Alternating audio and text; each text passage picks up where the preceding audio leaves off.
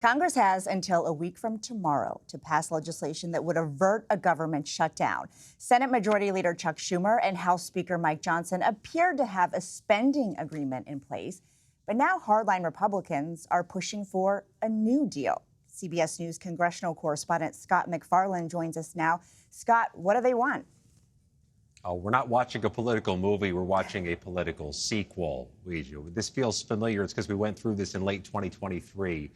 We have another deadline, another pair of deadlines to avoid a government shutdown. One of them is next Friday. One of them is the first week of February. They're going to cut it close again, and they may need to, and there seems to be an increasing sense here tonight, they will do a continuing resolution, one of those brief deals just to push the deadline down the road so they can keep negotiating. Ultimately, the U.S. House Speaker has to find a way to corral enough votes to get this through the House. He's already cut a deal with the Senate on how much to spend, but between now and then, they have to figure out what to spend it on. And in the meantime, about a dozen of the farther right members of his House Republican conference say they don't like this deal. They may try to blow it up. They're asking the Speaker to go back to the drawing board.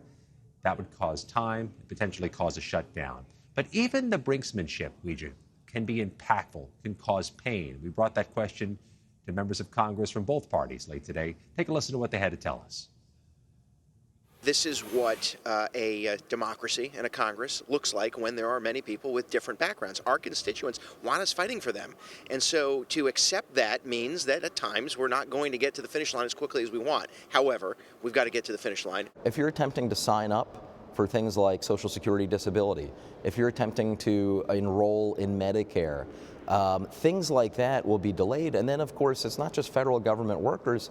Our military wouldn't get paid. We have, obviously, an important situation at the southern border.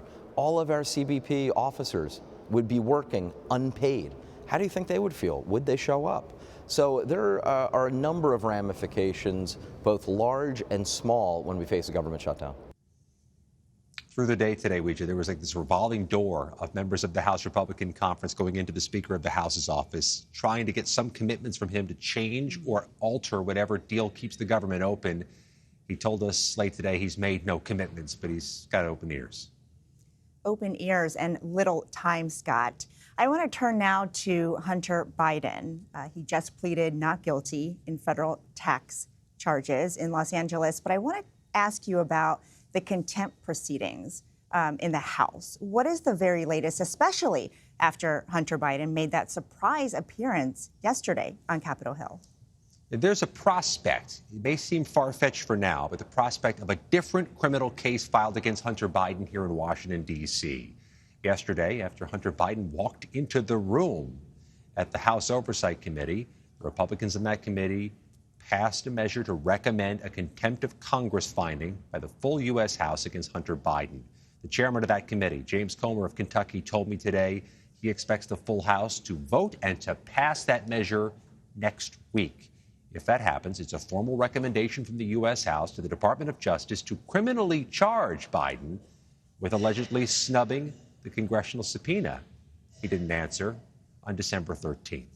Now, if that vote passes is a big if. It's hard to tell what, if anything, can pass the U.S. House right now with that wafer-thin Republican majority, but also whether the Department of Justice takes up a prosecution of Hunter Biden is also quite a question, an open-ended one. May require another special counsel to be appointed. So there's a long way between this day and any potential criminal prosecution for contempt of Congress, but Republicans are pushing for it and underscores the reality that would be a second prosecution of the president's son.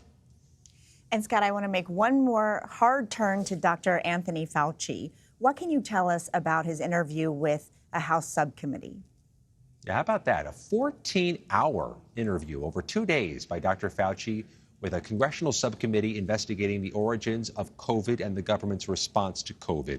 Members in the room told me it was cordial, that they covered a lot of ground, and they will now stage and schedule a public hearing before the cameras, before America, likely late this spring or early this summer, to have Dr. Fauci answer about what happened with COVID response and what the risks are moving forward.